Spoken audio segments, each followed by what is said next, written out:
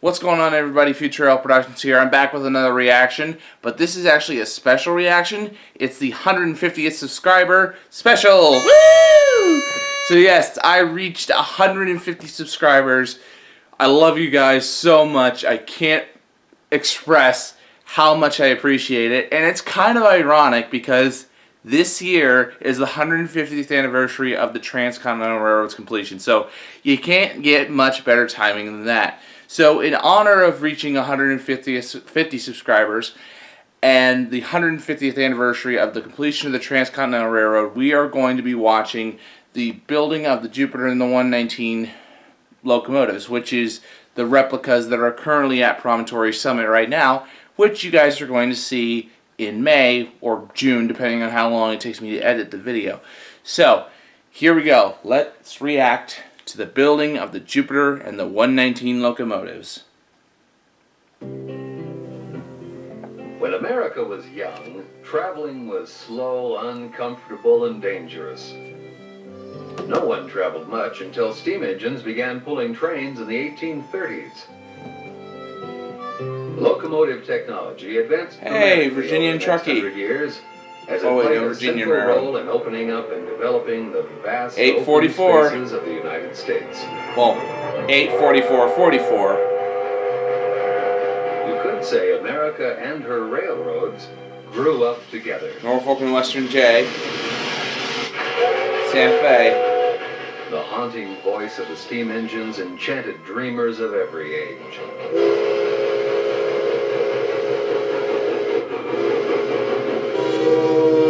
In the 1950s, a new era began for American railroading, an era of vehicles and streamlined passenger trains. In a matter of years, the steam locomotive that had played such an important role in America's history had all but disappeared. Hi, 119. Luckily, the great age of steam locomotion I can't wait. It's literally only like 2 months away, and it's going to be a long wait. It's like it's so close and yet so far. Utah. Over 100 years has passed since that famous spike of gold was driven and the pilots of the original locomotives touched, binding the nation with a ribbon of steel. Unfortunately, the remarkable significance of this historic event has been lost to America's younger generations. And it's still technically kind of lost. To restore this historic event to its proper place in our modern perspective, the National Park Service initiated the project of building replicas of the two steam locomotives, the Jupiter and 119.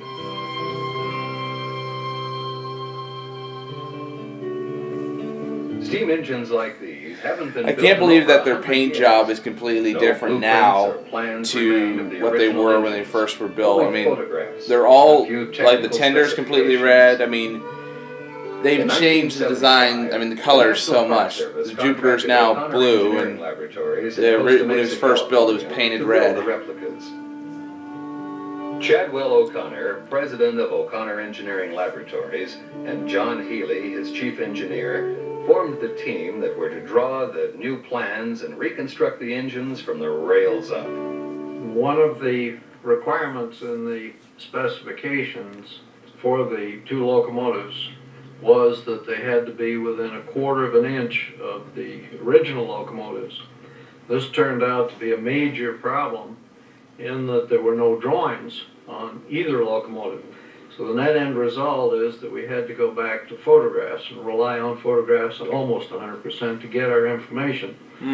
And one of the things we did was to develop a micrometer. John Healy came up with one that would work with the calipers and a formula to change. I can appreciate these guys building the Jupiter and the 119 because I'm literally doing the same thing.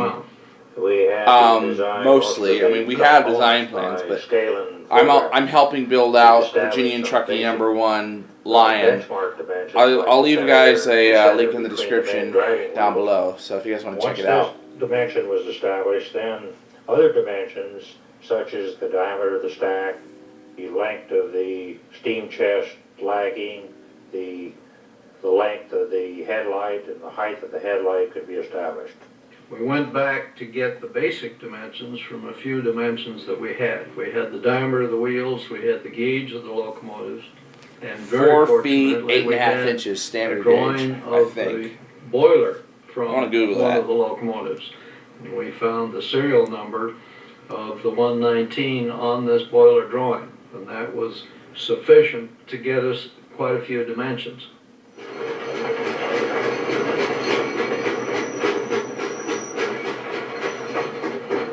Bob Doty was one of the craftsmen working under John Healy from the beginning of this project.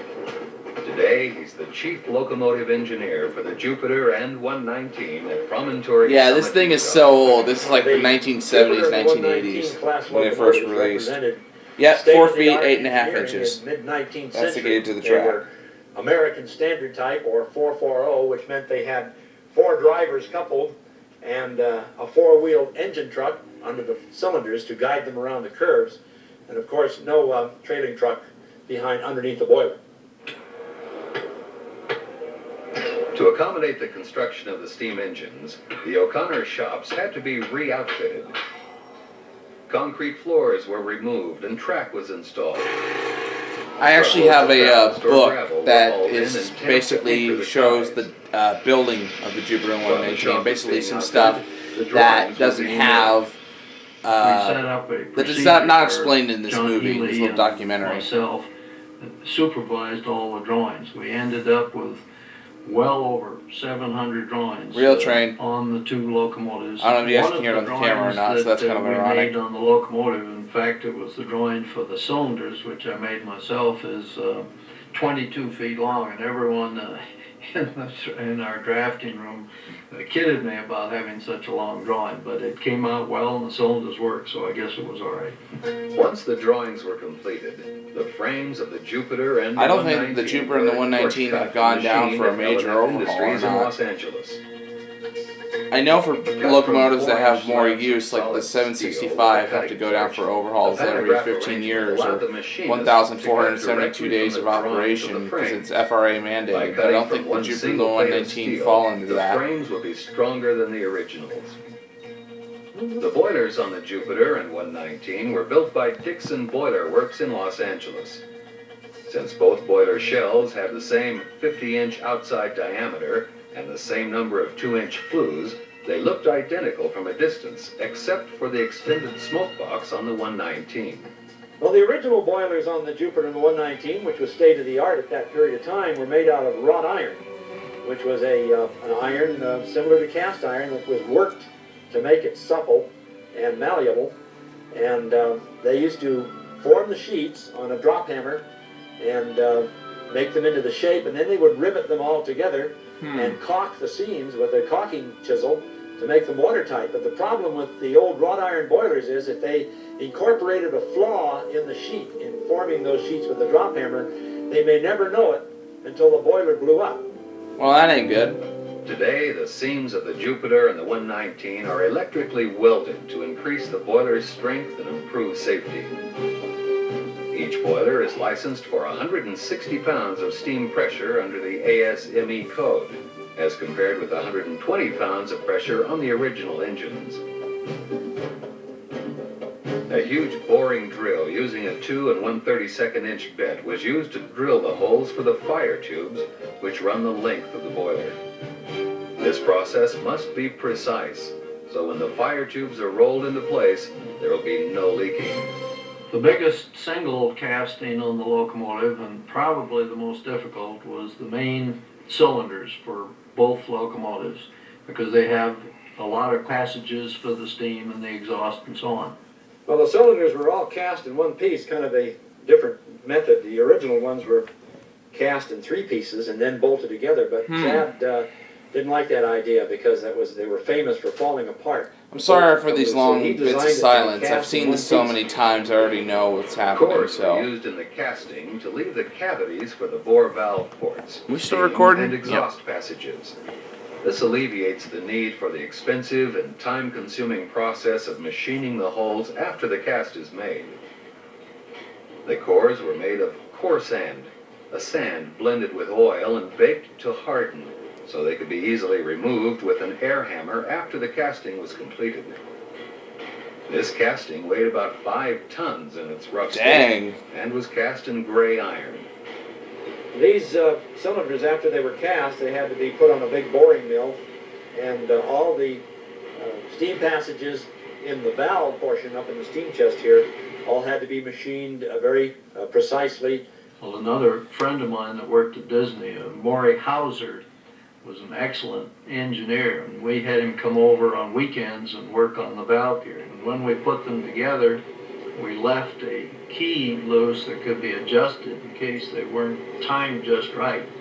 But as it turned out, the timing was perfect, and I think on one locomotive it was within 7 thousandths and the other within 15 thousandths, and that's closer than the original manufacturers ever got on their valve gear, so we were just tickled to death with the drawings on that. On early locomotives, the frames were bolted to the cylinders and would eventually vibrate loose. Chad O'Connor decided to shrink fit the frame to the cylinders on these replicas to correct this problem. Which is not a bad idea. The frame was dropped beneath the cylinders and heated with a large acetylene torch until they expanded a 1/16 to an 1/8 inch beyond the size of the cylinder mounts. The frame was then jacked up to fit the cylinder mounts and allowed to cool. This heat shrink process assures a lasting fit. As an extra precaution, the cylinders were bolted to the frame. Wheels on the locomotive have to look well. They have to have good appearance, they have to balance, and they have to be concentric. It's very, very important to have top-notch castings on the two wheels, and to boot, they're quite large in diameter. But very fortunately, we had a good pattern maker, and they came out very well. The wheels on these locomotives are about the largest parts that you will find that were cast, and they were cast in manganese steel. The patterns for casting the driving wheels were made of pine or gelutung wood in 2 pieces, the inside and outside patterns. The patterns were then placed in a mold flask, covered with talcum or parting compound, and then oiled sand was rammed securely around the mold. Cores were used because of the necessity of the casting of the holes for the drive pins and the wheel axles. After the sand was rammed firmly in place, the pattern was then removed. Both It would have been halves of the sucky if they mold actually were joined, stepped on the pattern by forming accident when the they were hollow removing cavity, which is ready to be the poured thing with to that manganese covered up the steel. oil sand. After the casting had cooled, they took the wheels out, they were machined to about this diameter right here. Now you'll notice that it has a tire on there. This is known as a driving wheel center, and this is known as the tire. The tire is made of steel. It was machined, probably for maybe a 62,000 shrink fit, something like that. And then it was put in what is known as a fire ring. And there were flames about every 4 inches all the way around that tire. It was expanded so that it would fit loosely over the wheel center, and then with a crane and a clamp, it was lifted onto that wheel and jigged on and allowed to cool.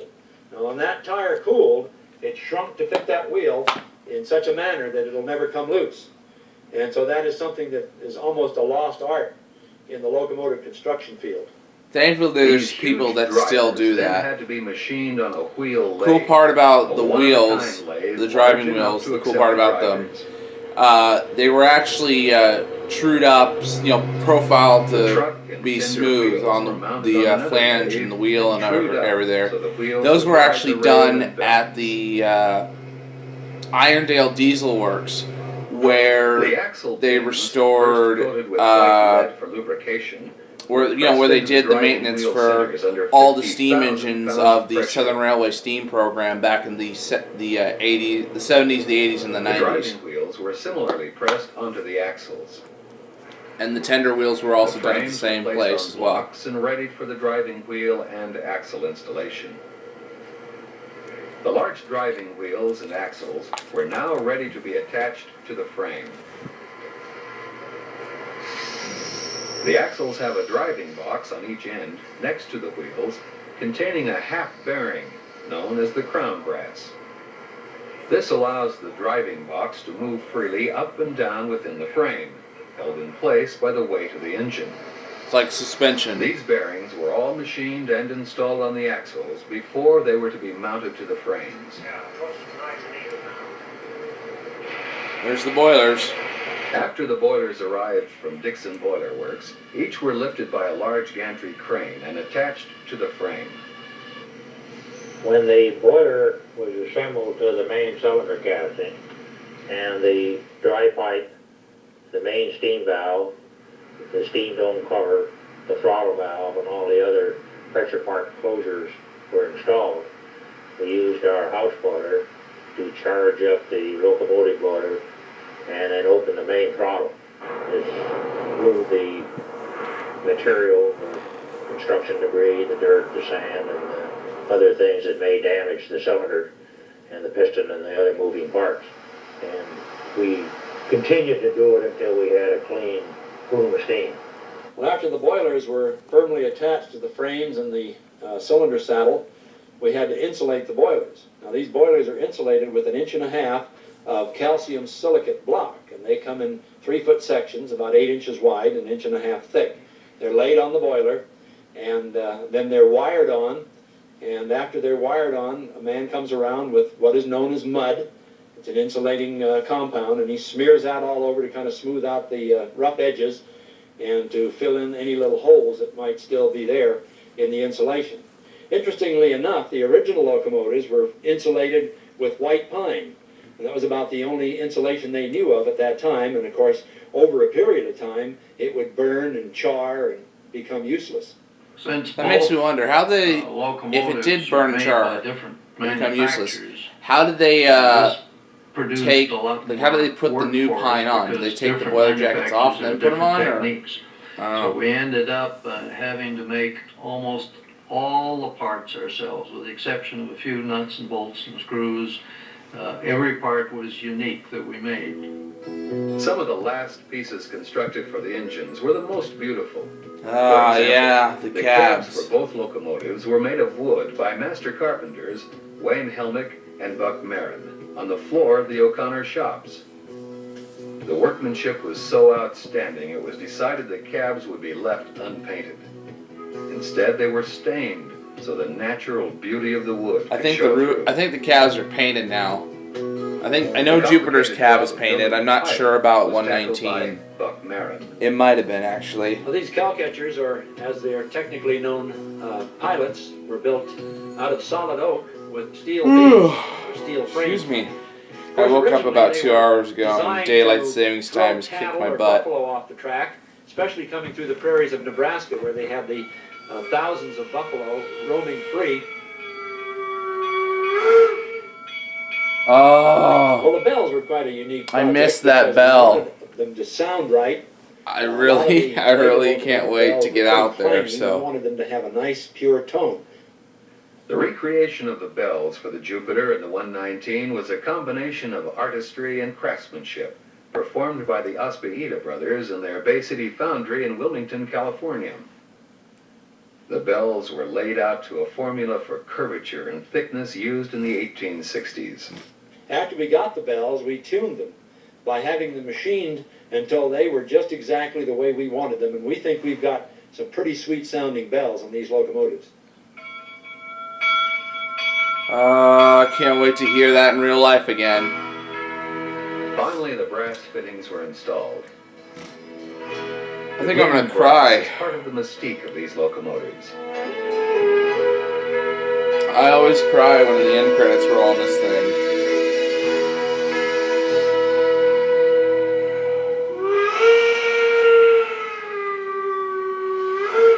Finally, the Fun story about the Jupiter and the Jupiter's 119. first major test. Uh, With Chad O'Connor at the controls, the engine was burning steam both back engines from the actually shops. burned oil before they were converted to their fuel type, the original fuel type that the originals used. Jupiter uses wood now. 119 burns by bituminous coal. So One of the most important steps to completing the locomotive is the finish. Without a good finish, of course, all the work that we've done on the rest of the locomotive would be lost. What we did, since no one within the plant was any good at artwork or painting, that sort of thing, we got an old friend of mine, Ward Kimball, who was one of the first 6 people. Yeah, I actually got to meet Michael Broggie, the son of Roger Broggie, who was one of the Imagineers for Disneyland.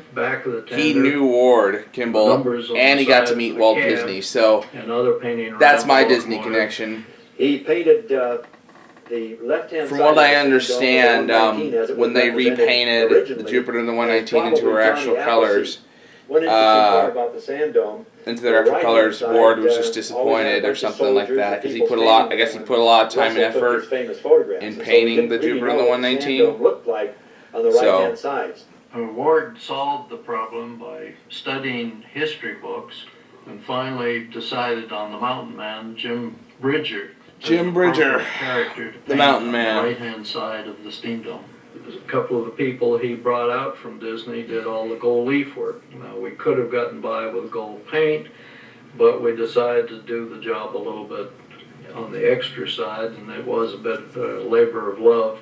I probably should look up how to do gold Mr. leaf Kimball paint also work. etched antique numbers and letters of the 1860s on the faces of the steam gauges and boiler water glasses, which were nearly the only commercial products on the engines.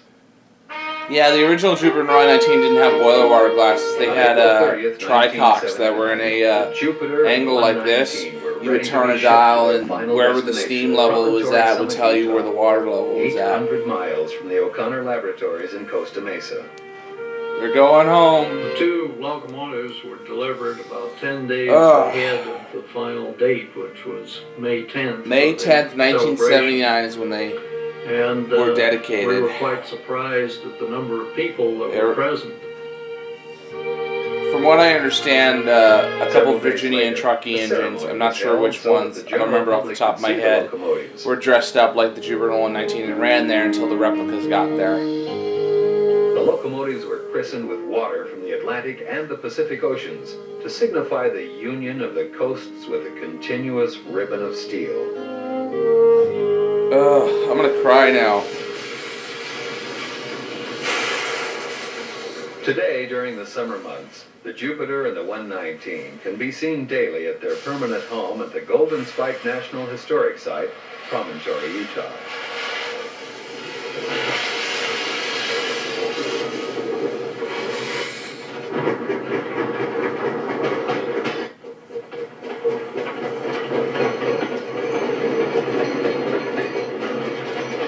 These locomotives represent the finest products of 19th century engineering. They are as beautiful now as they were over 100 years ago. I hope today, as people look at these engines, they will reflect upon the historical heritage they represent.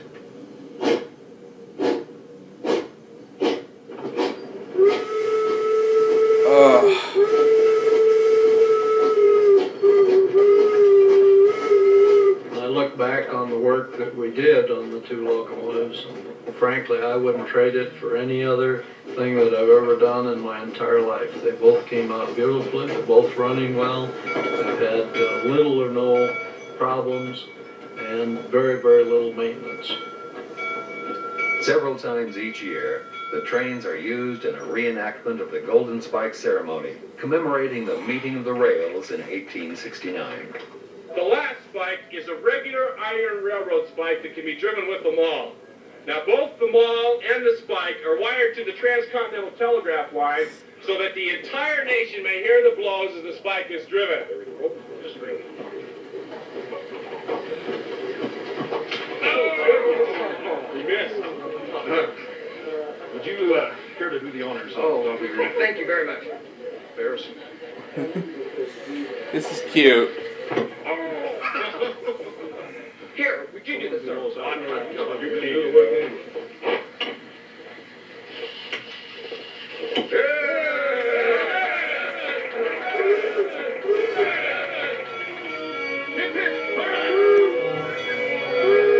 Bret Hart captured the moment in words.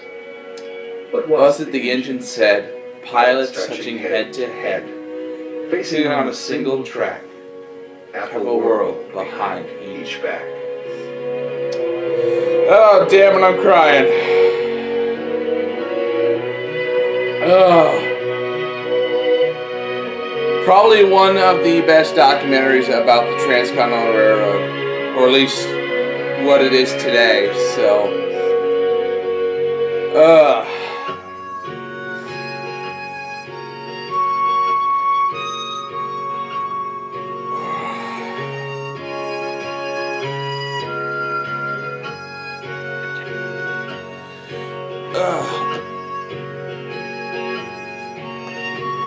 Thanks for watching, guys. This was the 150th subscriber special. It was a good documentary. I can't really say much about it. I recommend picking up the book about the Jupiter and the 119 replicas being built. I'll look it up and I'll leave you guys a link for where you can probably buy it or where you can find it in the description down below. Well, I hope you guys enjoyed. I'm FutureRail Productions, and I'll see you all next time.